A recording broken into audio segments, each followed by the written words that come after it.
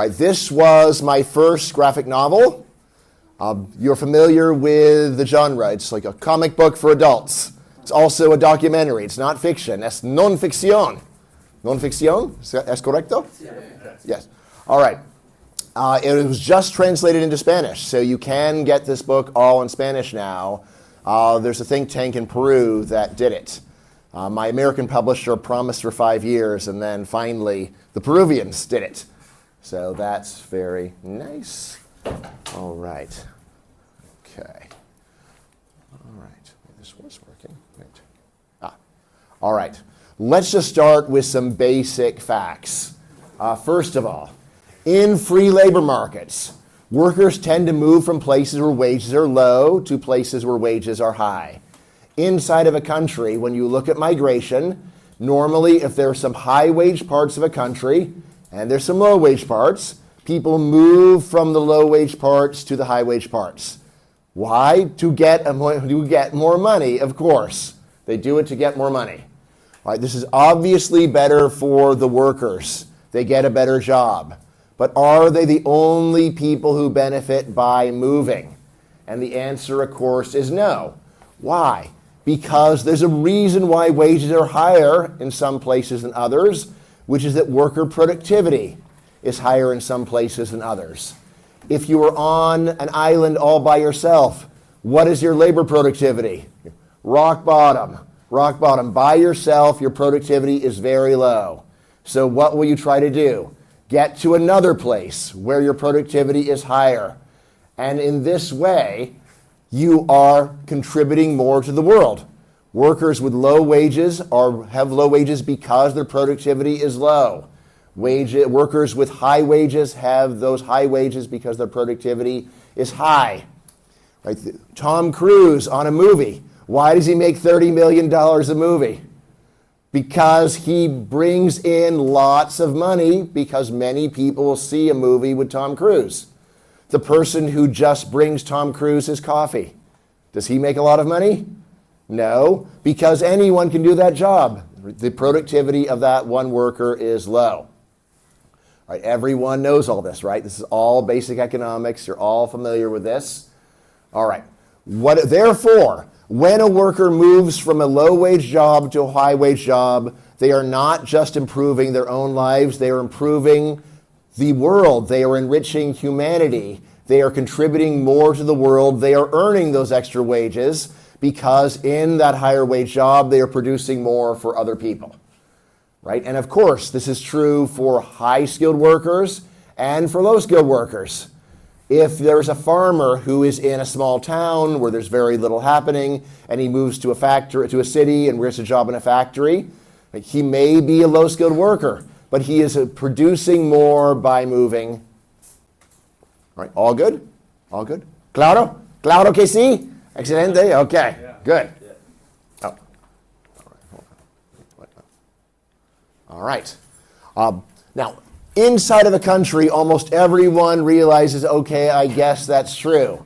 But the logic is the same when someone moves from one country to another. When workers move to higher wages, they enrich the world. Right? So imagine, here I have how much could you accomplish in Haiti, but how about how much could you accomplish in Venezuela? Imagine you were just thrust in Venezuela and they take all your papers. So I don't know, who are you? I guess you're a Venezuelan. Well, what can you do with your life in Venezuela now? No. Yeah, not much.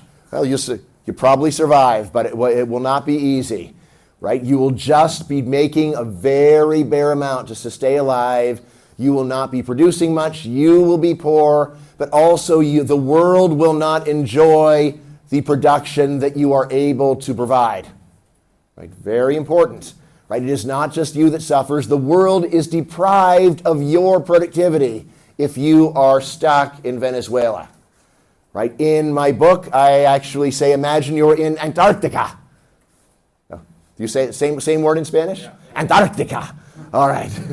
All right. Oh, right. Imagine you're there. You're a farmer. You're farming the snow. You grow almost no food. You're just barely surviving.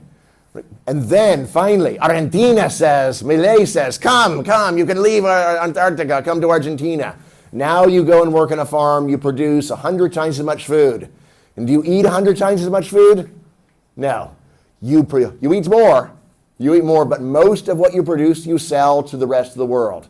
So it is not just you that is richer, it is the world that is richer, because in Antarctica you were contributing nothing to the global economy. Now, because your productivity is higher, you have extra, you sell it. And that extra food that you sell is enjoyed by other people. Which then brings us to the big question. What is the main point of immigration restrictions? What is the point of stopping people from moving from Mexico to the United States? What is the point of stopping people from moving from Venezuela to Spain? What is the point? Well, the point is to stop economically beneficial movement. It is to say, you want to move from a place where productivity is low to a place where productivity is high? No, stop. You may not. No. Alto, alto, alto, alto. Right? That's stop, right? Alto, alto, alto, alto. All right. All right. Now, there are some people who say, well, fine, but it's not like the restrictions actually work. Okay? Okay. Do restrictions actually stop immigration? And the answer is definitely. Definitely. Right? The number of people that want to move is vastly greater than the number of people who do move. Why? Because the laws actually work in the sense of stopping immigration. The number of people who get in is a small fraction of the number that want to actually go. How do we know? All right, one thing, black market prices. How do you say black market prices? Precios del mercado negro. Excelente. All right. All right, so, ¿entiendes? Yes. No. ¿Entendemos? No. Okay. All right. So we can look at black market prices. The amount of money a Mexican pays to come into the United States illegally is about $4,000. Right? For a rural Mexican farm worker, that can be years of money, years of labor to go and get in. If it was easy to get in, would they pay $4,000? No. Right? They're paying the coyotes that much money. So you know coyotes, right? Coyotes, they pay the coyotes, like the human smugglers, that much money because it is hard to get into the United States illegally. It's like, well, then why are there so many there? Well, there are two reasons why someone might break a law. One is the costs are low. The other is the benefits are high. Yes, so the benefits of getting into the United States are very high. Roughly, a Mexican worker who moves from Mexico to the United States normally triples their earnings, 3 times their earnings. Imagine there was a country where you would make 3 times as much money. Would you want to go there? Do you want to go to the country where you make 3 times as much money? Sure. Yeah, it sounds like a good country, right? Oh, what's wrong with it? It's a good country, you just make 3 times as much money. All right, so we can look at black market prices. And smuggling from Mexico to the U.S. is about the cheapest smuggling of anyone from any poor country to any rich country. If you want to come in from Guatemala, then more likely to be $10,000. $10,000 for someone from Guatemala to get into the United States. Right? If you want to come from the Caribbean islands, that's water. That's going to be a lot more expensive. If you want to get in from China or Pakistan, easily $100,000 to get in, right? And does the smuggling always work? No. People are spending that money for a lottery ticket, for a chance to get in. All right. So also, actually, further proof that that these laws are very effective. The United States actually has an immigration lottery. An immigration lottery. Una lotería de inmigración. All right, so do you know about this? It's called the Diversity Lottery, right? And Spain is eligible. Spain is eligible. The rule is countries that send a lot of people to the United States cannot be in the lottery. It's the Diversity Lottery. It's for countries where they don't send a lot of people. So to get in, you want to be from, ideally, you want to be in from a low population country, because then your country will not send many people, and then your chances of getting in are much better. Like if you're from Iceland, your odds are better. All right, anyway, what we see is that under 1% of all the people that enter this lottery win. Out of the ones that win, about 80% come. or actually 80%. So what happens is 80% apply for the second level, and then there's actually a further 50% chance of getting in.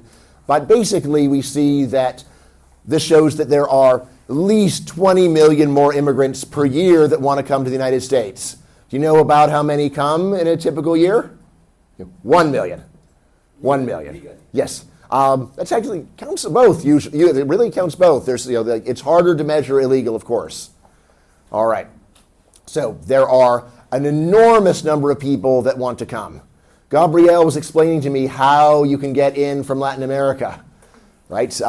And it's complicated, but it's much easier than the United States because most Latin Americans have visa-free travel to Spain, right? And then, in case you didn't know, so anyone, maybe I'll help you get in, right? Thank Gabrielle. So what you need to do is you show up as a tourist, then you go and you apply for a Social Security card, right? And then you wait for 2 years, all right? You can either have the money or work illegally, and then after 2 years, you're okay. All right, so that is the route. It's still not easy, but it's a lot easier than getting into the United States. All right, now what do these restrictions accomplish? What do we accomplish by preventing people from moving from countries where their productivity is low to countries where their productivity is high, right? And usually much higher, much higher. So we see, for example, Nigerians make over 15 times as much in the United States as they do home in Nigeria, right? And these are statistical comparisons where we're trying to go and say, you have the same skills, same education, same experience. Only difference is you're in a different country. Being in that different country means that you are making much more money, which means you're producing much more. So what do these restrictions accomplish? The really big effect is they impoverish humanity. They impoverish mankind. A very standard estimate is if anyone on earth could work anywhere, the production of the world, GDP, or really GWP, gross world product, or you could say what GMP, munda, right? What's it? El producto. Yes, that. All right. There is a famous paper by my colleague Michael Clemens. He calls this $1 trillion bills on the sidewalk. All right. So you know the story about an economist who sees a $20 bill on the ground. Have you heard this story? An economist sees $20 on the ground. And what does he say? Must be an illusion. If it was really there, someone would have already picked it up. Es una ilusión, right? All right. So, now, of course, every now and then there is a $20 bill on the sidewalk, but it's very rare, right? What's the most money you've ever found just lying on the street? 50 euros. 50 euros? Yes. Yes. So, I think I finally did find $100, but if I'd found it when I was young, that would have been the best day of my life. But anyway, there's just one problem. So if we hardly ever find even $20 on the sidewalk, how can there be trillions of dollars on the sidewalk? Well, there's one problem. To pick up the $20, you only have to convince yourself, it's really there, I'm going to get it. But to pick up these $1 trillion, you must convince a country that it is real. Right? Has anyone here convinced a country of anything? Yeah, it's hard to convince countries of things. And so the $1 trillion just sit there. All right. All right. Now, most people who analyze immigration ignore everything I've just told you. There are many pro-immigration writers, but only a very small fraction tell you the actual most important argument. Almost everyone else focuses on other issues. Other issues like what? Especially high-skilled immigration. Pro-immigration writers normally say, well, don't you want Elon Musk in your country? Don't you want Albert Einstein? It's like, okay, sure, but that's two people. All right, well, we could admit all the people like that, and we'd hardly let anyone into our country. What about all the normal people? Does anyone want normal people? Who wants normal people? Normal people are terrible, right? All right, yes. So normally when someone wants to defend immigration, they really change the subject from actual humans to Elon Musk, which I have to say is not a very honest argument. Right? It's like, well, that's one guy. Like, what does he have to do with all these other people? Right. All right. Now, when people do address the actual intellectually best arguments, normally what they say, even economists, is, all right, fine. There's trillions of dollars of gains. Great. But almost all those gains just go to the immigrants. Who cares? Almost all those gains just go to the immigrants. Who cares? All right. This argument is very strange in many ways. Probably the strangest is that some of the people who make this argument, like Paul Collier. Do you know Paul Collier? He's famous for writing The Bottom Billion. The Bottom Billion. He also has a book called Exodus. The Bottom Billion is a book all about how can we help the poorest people in the world. Exodus is all about how can we make sure the poorest people in the world don't come to our country. It's like, look, these two books don't seem to have the same motivation. All right, but in any case, the real reason why, the deep reason why it is strange to say that almost all the benefits go to immigrants is that we have a lot of experience in economic history with large improvements in productivity. Right? We have things like the mechanization of agriculture, the Industrial Revolution, the internet, vaccines. And any time there has been a large increase in production, it has never just gone to that small group of people. Large increases in production are always widely shared and widely enjoyed. So is it just farmers who benefit from the mechanization of agriculture? No, it's everyone who eats benefits from the mechanization of agriculture. It is thanks to the mechanization of agriculture that the Mercadona is full of food, incredible cheap food. Right? So the quality and price of your bread still astounds us. It's like, this loaf of bread is €1. This would be a $10 loaf of bread in America. It's so good. All right. Similarly, the Industrial Revolution, did that just benefit factory owners? No, everyone who can wear clothes. Yes, for most of human history, most people had one set of clothes. Like, anyone here have just one set of clothes? Yes. What happened? Like you create a factory, you can make 1 million shirts. Does the factory owner then wear 1 million shirts? No, he goes and he sells those shirts to the world, which greatly reduces the price so that normal people can afford a large number of shirts. Right? Or the internet. Did the internet only benefit computer programmers? No. Almost everyone has benefited from the internet. You don't have to be actually working in the industry to benefit, because when there is a large increase in productivity, a vast number of people gain, right? Or vaccines. Is it just the pharmaceutical companies that made money off of it? No one else gained? Trillions of dollars from reopening the global economy. That's what we get out of vaccines. Pharmaceutical companies get billions. The world gets trillions. This is how actual large increases in production always work. I know of no counterexample in all of economic history where there's a large increase in production and only a few people benefited. What does this mean?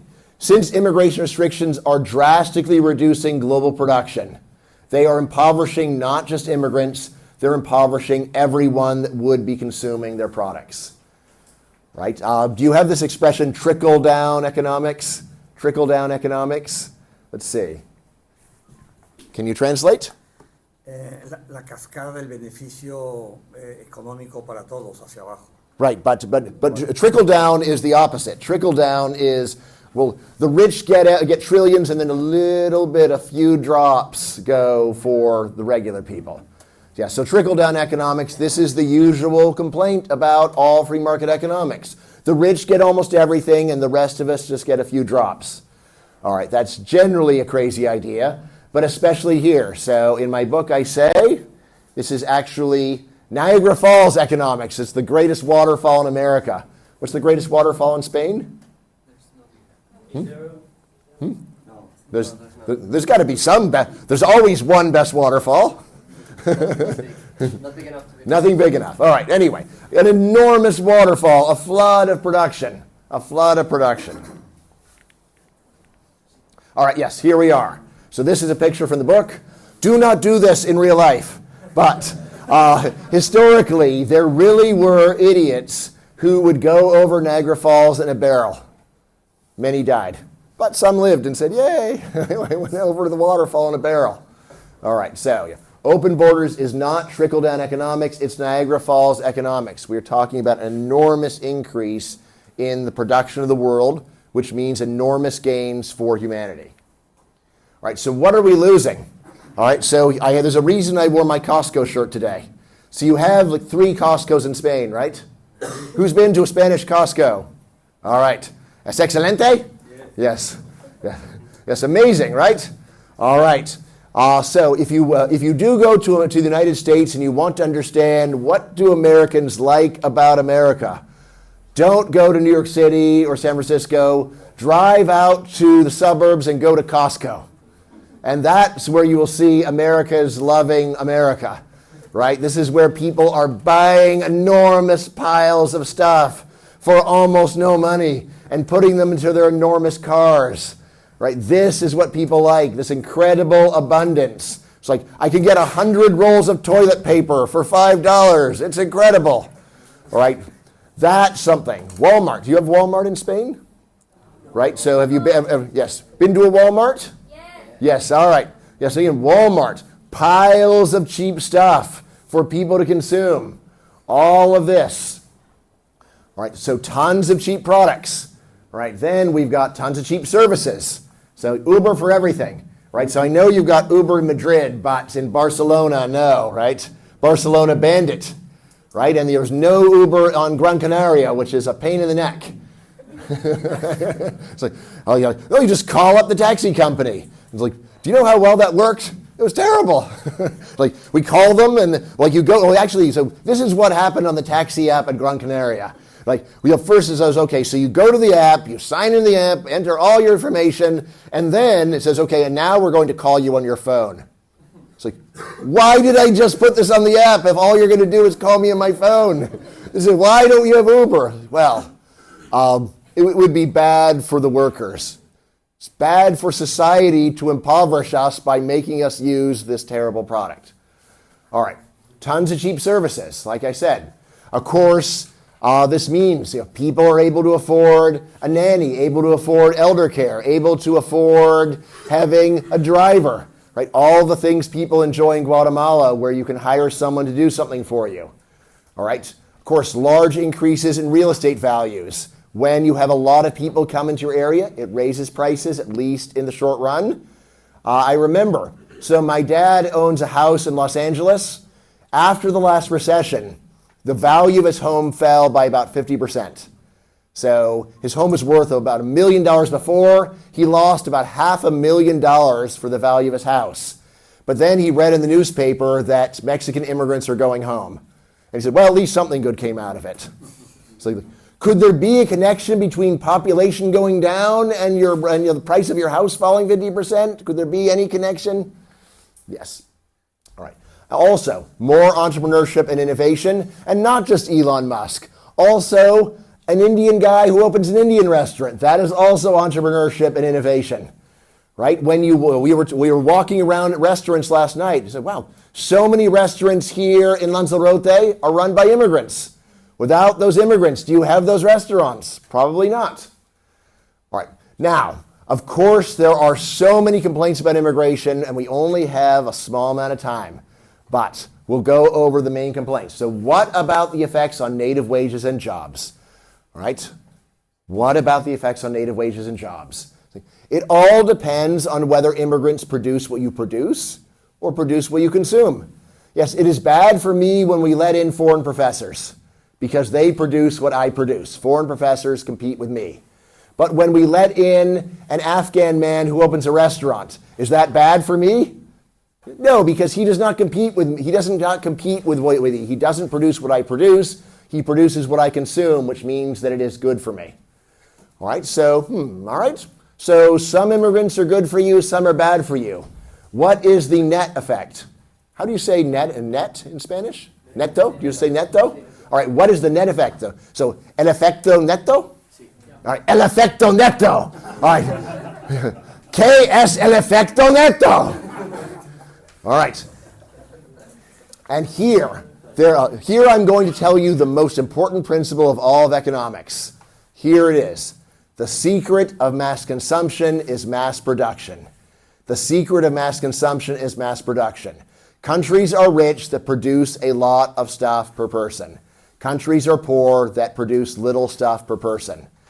So anytime you are saying, well, there are some losers, there are some winners, like true, always true, but look at the net effect.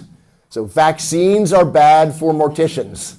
Right? So what do you say, morticianos? People who bury dead bodies. Funerarios. All right, so vaccines are bad for the funerarios. All right, but is that a good reason to say you can't have vaccines? It's like, well, it enriches humanity. Some people gain, some people lose, but the gains are much greater than the losses. And this is the story of all progress. The internet, was it really good for absolutely everyone? What if you ran a travel agency? Right? Who wants to go to your travel agency when you can book your flights on the internet? Right? There's always losers, but progress comes because we say, too bad, some people lose, but still, overall, we are richer. Right now, if you think that your country should get even more from immigrants, you could say that, like, I don't like the free market result, I want even more.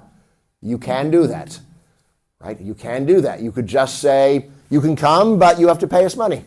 There's an admission fee. Or you can come, but you pay higher taxes, right? You can do this. And then, if you really want, you could take that money and give it to natives that did lose out, right? This is basically the policy of the Gulf monarchies, where they let people in, but they try to make sure that it's the natives that gain the most from it. So why do people come? Because they make 5 times as much money in Dubai as they do back home in Pakistan. Right, so why not? All right. Now, I've been talking about this for about 20 years, and I've noticed something. You doing math, and while talking about immigration, convinces almost no one. Almost no one is convinced by math. Right? Almost no one is convinced by saying we have trillions of dollars of gains. I could just as well say millions, and people say millions, billions, trillions. It's all a big number. Who cares? All right, now, why do people rarely change their minds? All right, well, of course, there are many people who just refuse to do math, and I don't know what to do with them.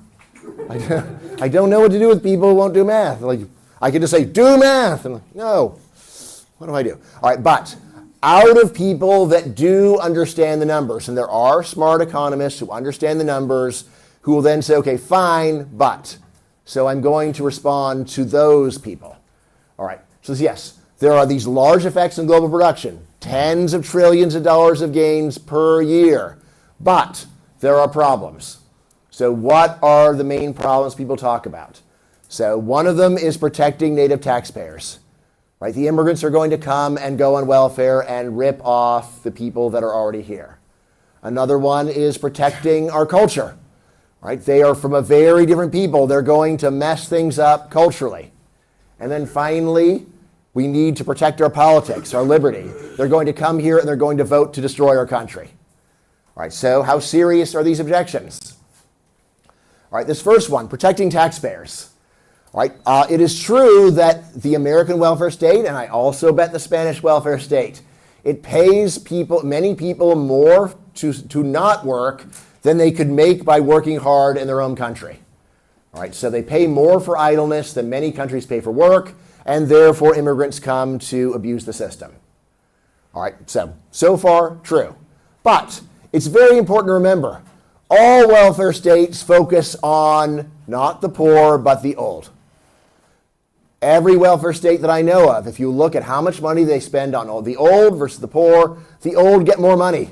The old actually get more money, right? And immigrants tend to be young. As a result, when people go and look at least U.S. numbers, when they look at U.S. numbers, they say, well, what is the actual net, the netto. So this is, let's see, fiscal is what? Fiscale? Fiscal. So, el efecto fiscal neto. El efecto fiscal neto. ¿Qué es? All right, when they go and look at the math, there's almost no serious researcher who finds a big negative effect. Some find small negative effects, some find zero, some find positive effects. In my book, I try to go and find the most boring people who are not libertarians, people who don't care about big ideas, people who just quants, right? And so I rely heavily on the National Academy of Sciences estimates, where they are just going and say, I don't have any opinion about immigration. I'm just trying to go and add up taxes versus services and see what it comes out to. Right now, because this is complicated math, I couldn't possibly convince you in just this time. But I do want to convince you that it's not crazy that the math could actually look good. Why? So first of all, like I said, we spend much more on the old than the poor. And the same is true in Spain, I'm almost sure. All right, but also, another reason is that a lot of government spending is what we call non-rival. Non-rival means that the cost does not depend on population. So for example, national defense. If you had a lot of new babies, would you say we need to go and double the size of the military to protect the babies? It doesn't matter how many people you're protecting. You can protect 10 million or 20 million or 30 million with the same military. It'd be crazy to say we need more nuclear weapons because we have these extra babies. The babies are in danger. Will someone protect these babies? Right? And that is true for many other things that government does. Right? Same for the national debt. Right? An immigrant who pays any taxes at all is actually helping people pay off their national debt. This is why if Catalonia secedes, the really big question will be, how do we divide the Spanish national debt? And you know what I would say if I were a Catalonian nationalist? I'm not.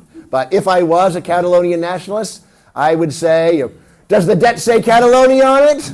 No. Then we won't pay any.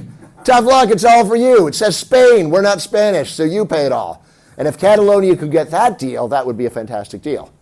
What immigration really does is a person stops paying taxes for their own country's national debt. They start paying taxes for your national debt.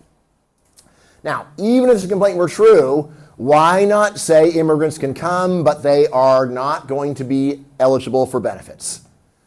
This is one of the easiest things in the world, and yet so many countries are reluctant to do it. All countries do it a little bit, right? So if you are in the United States as a tourist and you show up and you say, hey, I need cancer surgery. Yeah, it's like, go to your home country. Yeah, my home country doesn't have good cancer surgery. Yeah, too bad. If you break your leg, then you can get emergency care. But there are very strict limits on eligibility. And it's worth pointing out, countries that let in a lot of immigrants usually do restrict eligibility. The Gulf monarchies, they do not share their oil money with foreigners. Right? If you want to become a citizen of Kuwait, optimistically it takes 30 years. 30 years at least. All right, protecting American culture. All right, now let me just start by telling you guys, you probably don't know. So you know how people in Spain feel about immigrants from North Africa? That's what Americans think about everyone in Latin America. All right, so, and like, well, what about if I'm like a white Spaniard? That's also like Latin America. Right, so to Americans, you are all the same as Mexicans or Guatemalans. And to Americans, your culture is as different from ours as you think North Africans is from yours. Doesn't mean that, could be that you're right and we're wrong. But it's just worth pointing out how people can easily see someone who is actually very similar as being totally different. All right, so this is a big complaint that Americans have about immigrants. Do you know what Americans really don't like? Having to press 1 for English on the cash machine. Yeah. Right? I've had many Americans say, look, I agree with all this, but I shouldn't have to press 1 for English. So that's like 3 seconds per lifetime. So like versus trillions of gains. All right. So this is like, immigrants won't learn English. Right? Immigrants will not just act like normal people. This is the complaint. All right, now, in the United States, normally I just have to tell people, look, Latin Americans are not terrible people. And like, you're crazy, man. You're crazy. Yeah, once I gave this talk, and there was an actual American cowboy, a guy in a cowboy hat with a belt and a belt buckle, and he said, "Are you on drugs? Are you on drugs? We're going to let in Mexicans." Like, so, like that's to him. It's like, he's like, "You're crazy. These people are terrible." All right. Anyway, so when we are talking about culture, the main problem is, like, what do you even mean? What is culture? There are some things that are easy to measure, like language. And here we do have very good numbers showing that almost all second-generation Mexicans speak fluent English. Right? The special thing about Latin Americans is that they keep Spanish longer. Koreans, most second-generation Koreans can't even speak Korean anymore. Second-generation Latin Americans can still speak Spanish. Right? And you say, well, that's terrible. They're not assimilating. Like we go and we make Anglos spend years trying to learn Spanish in high school, and we think that's good, and someone just learns it in the home, and that's bad. Doesn't make a lot of sense. All right. So there are other measures that we can talk about. One that social scientists talk about a lot is trust. Right? And if you've heard about this, like, well, there's an enormous number of papers about one survey question. And the survey question is, generally speaking, do you think you can trust other people? Right? And many people think this is a very important predictor of national success. There's a lot we could say about this. I think I'll just wait for question and answer. I guess my main thing is, you know how much trust we need? We need enough trust to make credit cards work. If credit cards work, you've got the trust you need. The power of pre-assimilation. Let's see. Let me just check my time here. This is a good story. All right. Right. Real quick. I have many times debated Mark Krikorian, who runs the Center for Immigration Studies, which is the most influential anti-immigration think tank in the world. And here's what he says. He says, look, immigrants are like donuts. Like donuts. You say donuts? Yes, immigrants are like donuts. All right? He says, look, when you're young, you can eat all the donuts you want, and it's okay. But once you're old, if you keep eating those donuts, you're going to become a big, fat pig. And he's like, all right. And he says, so, and like, same thing. When America was a young country, we could take in all the immigrants we wanted. It was fine. But now we can't. Now it'll make us sick. All right, why? All right, if you push him, he says, okay, well, the reason is we used to be really good at assimilating immigrants, and now we're not. All right. And it's like, and why is that? Well, because in the modern world, we have really good and very cheap transportation and communication. So now if someone comes from Italy to the United States, they can keep going back home cheaply. They can keep talking to their Italian relatives over Zoom. They can watch Italian television. They don't become Americans. 100 years ago, you couldn't do that. 100 years ago, if you came from Italy to the United States, that's it. You never go back. You write a few letters, and that's it. And it's okay, so it's true. It's true, it is easier now to immigrate to the United States and not assimilate. But guess what? Thanks to modern transportation and communication, about 1 billion people are already pre-assimilated. They are assimilated before they come because they go and they watch American television. They are familiar with the modern economy. So now it would be very hard to find someone in Italy that didn't know any English. 100 years ago, that would have been normal. But now there is an enormous number of people who have never lived in a first world country who are ready for that first world country. They know what it's like. This is even more true for Spain because of Latin America, right? How many days did it take before Latin America can go and productively work in Spain? It's like one day, right? Someone can come from Argentina and, okay, now you can be a waiter in a restaurant. You don't even need time to learn the language because you already have it. All right, now again, even if the complaint were true, why not have a test of language fluency or a test of cultural literacy and then say, once your score is good enough, you can come? All right, yes, and this is a fun page, real fast. There are many people on the internet who don't like me. All right, but why? Why do they not like me? Well, one reason is to say Bryan Caplan is such an idiot. He believes in magic dirt.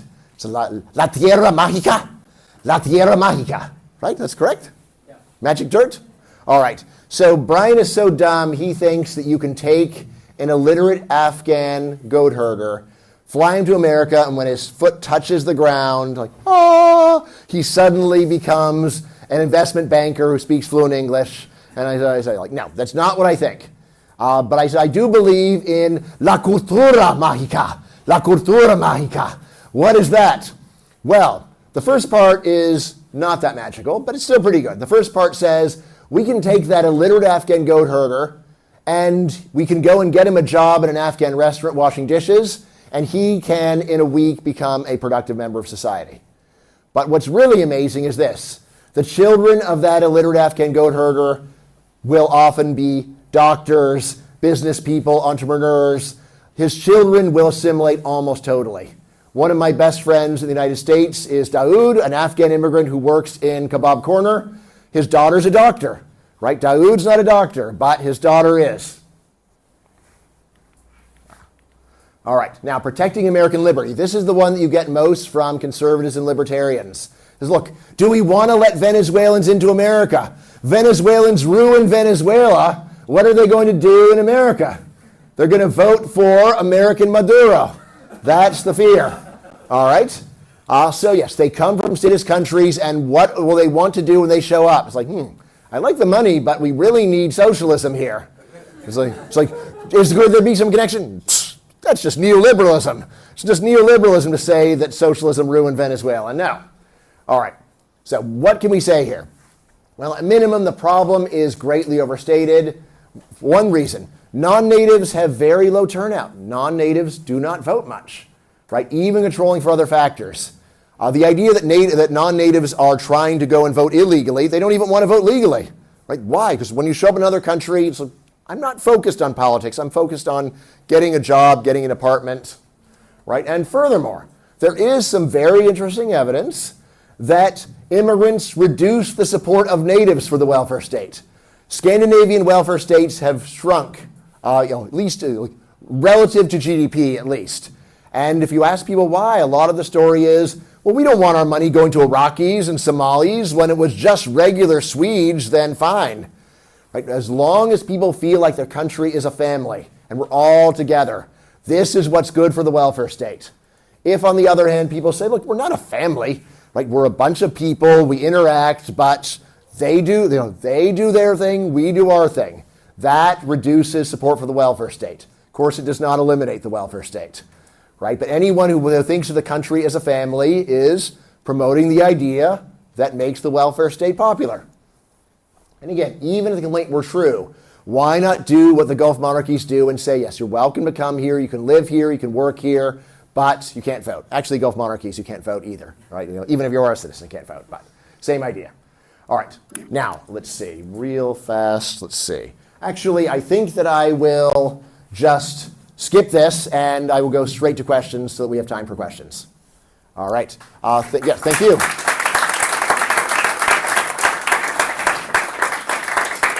Let's see, I saw one question in the back first. Let's see, we have, and then we'll do you in the front.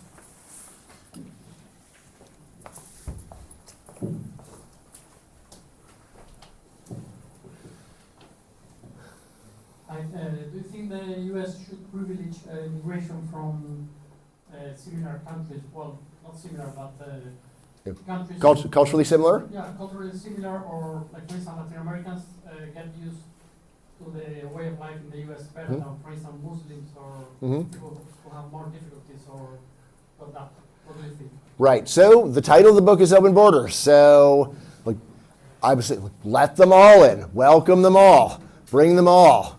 Right? So if you're bringing everyone, then you don't need to privilege anyone. If you're to say, well, suppose you have a fixed budget, you can let in 1 million, then what you're saying makes more sense, especially because anything that makes anyone anti-immigration is bad. Right? So, anytime an immigrant does one bad thing, oh, damn it, why are you messing this up for other people? Now, logically, of course, you'd say, well, it's just one person, what does it matter? But politically, it does. Once I was actually invited to speak to the big national anti-immigration conference in America. So I was the only pro-immigration person, 1,000 people there, right? And later that day, there was going to be a panel of people who had family members murdered by illegal immigrants. Yes. All right, well, what do you say to them? Like, I wouldn't say anything to someone whose family member was murdered by an illegal immigrant. But logically, you say, that makes no more sense than saying, here's a bunch of people who had a family member murdered by Jews, so let's get rid of Jews. It's like, look, I understand why you're upset, but it really does not follow. So if there is a fixed budget, then I think it makes sense to try to go and get people that will do the best. Sure, but here's the important thing: there is not a fixed budget. Right? America is almost empty. Spain is almost empty. Gran Canaria is almost empty. Lanzarote is almost empty. I've driven around these islands. You could have 10 times as many people easily. Easily. See, I think there was one. Yeah. Well, nowadays, I think that most of the debate is focused on illegal immigration, and they are like confusing immigration and illegal immigration. So even though immigration is good for countries, illegal immigration is not. So my question is, how could we change the public debate in order to stop confusing these two terms and start like, okay, we are not defending illegal immigration. We are defending like a regular one. Yeah, so that's a great question. There is the intellectually best argument, which will convince no one. The intellectually best argument is, I think that no immigration should be illegal. So if you listen to me, there would be no illegal immigration. It would all be legal. All right, and yeah, that won't work. Right? Why not? Because people want the immigration that is illegal to stay illegal. It is not merely just, I want the law respected. It is the people that can't get in legally, I don't want them in the country. In practice, the correlation between being opposed to legal immigration and being opposed to illegal is very high. I think that it's mostly actually an excuse. There is a little bit of it is just the law should be respected. Although you might notice that people drive over the speed limit and people don't think that's a big deal. People break laws all the time and people don't think it's a big deal. Why is this the one law that needs to be strictly enforced? So yes, because they're terrible. Those people are terrible. Honestly, I think that the best thing to do is just to try to legalize as much immigration as you can. But the reason why it's illegal is that people think it would be bad to make it legal. Let's see. So in the front, I think we had in the front. Oh, so actually, can we give it to him? He's been waiting a long time. Yeah, a couple of questions. Is that this debate in the U.S. that you should just let qualified immigration H-1 visas into the country, which is the visas for students, college degrees, etc. What's your take on that one? And the second one is that, I don't know if you agree, that the issue of immigration in the U.S. could be resolved immediately if Congress agrees to pass a law. The fact that Congress, I believe in the last number of years, hasn't really legislated anything about setting up a law for immigration. Sure. Right, so H-1B visas, these are high-skilled visas. There's a very small number. Almost all immigration in the United States is based upon family reunification. La reunificación de la familia. ¿Es correcto? All right, so that's like 80% of U.S. immigration is for that. All right, but there is a small number of H-1B visas for high-skilled immigrants. It would be great to let in a lot more high-skilled immigrants.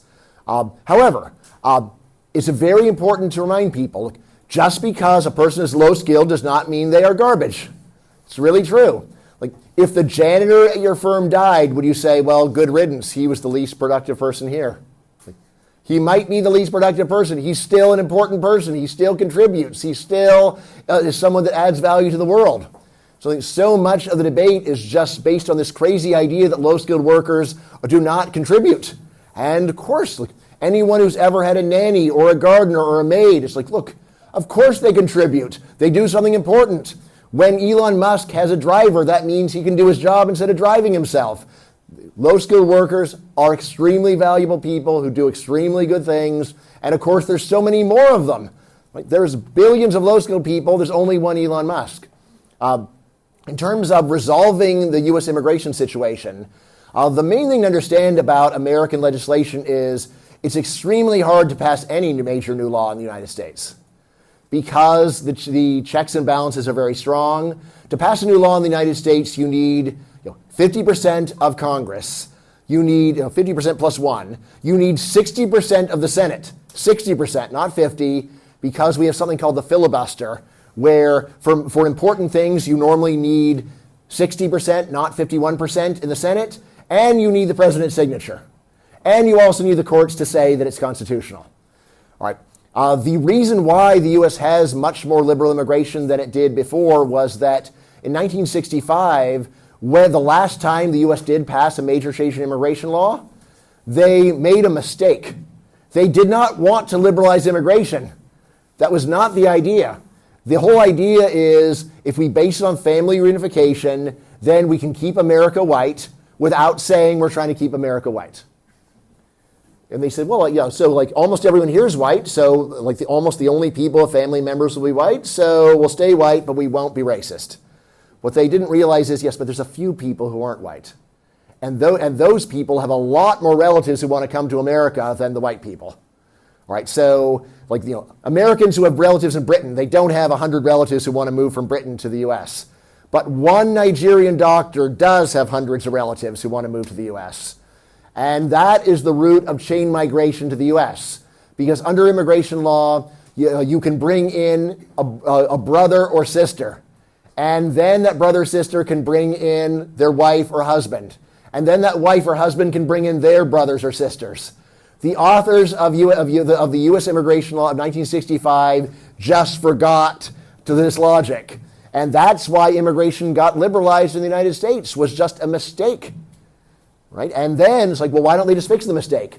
Once you pass a law in the U.S., to reverse it is super hard. So I think if we actually did have Congress do something, I think it would probably be worse. So I think it's best just to let it stay where it is until attitudes change. Other questions? Yes.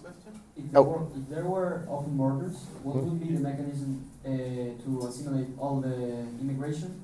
And how would the receiver countries assimilate, how would the immigrants assimilate the culture from the country, and the country assimilate the immigrants? Yes. How would it be? Well, so we don't have to speculate. We have a lot of experience with assimilation, and the answer is that there are some very ugly exceptions that get on the news, right? So there's someone that comes from Iraq and goes and joins, and then comes to Britain, and then he goes and joins ISIS. That's like a few hundred people. Then there are millions of people come and they have a job and they're productive people and they don't hurt anyone. That does not get on the news. So of course, each kind of assimilation, like linguistic, is the easiest to measure. And this is one we can see that almost everyone by the second generation is fluently speaking the language of the country they're in. There's ones like, what about like religious assimilation? Will you adopt the religion of the country that you go to? Like, so I have a student who has looked at apostasy from Islam in the UK. I think his number is about 25% of people that are born Muslim in the UK say they're not Muslim when they're adults.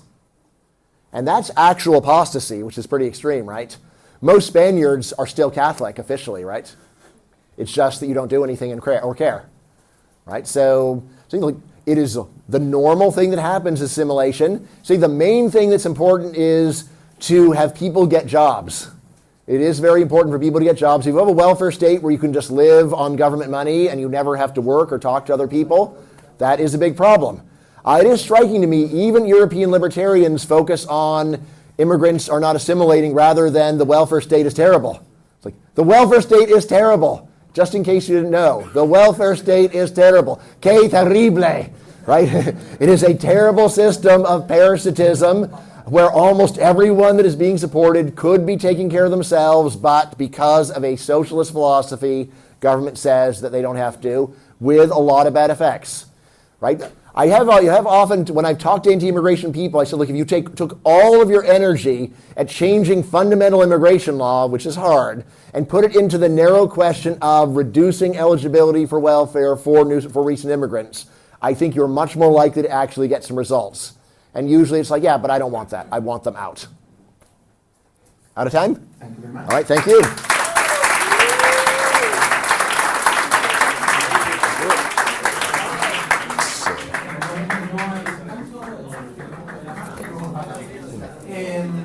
Para que vean lo que el dado, a ver, por favor, para que vean, por favor.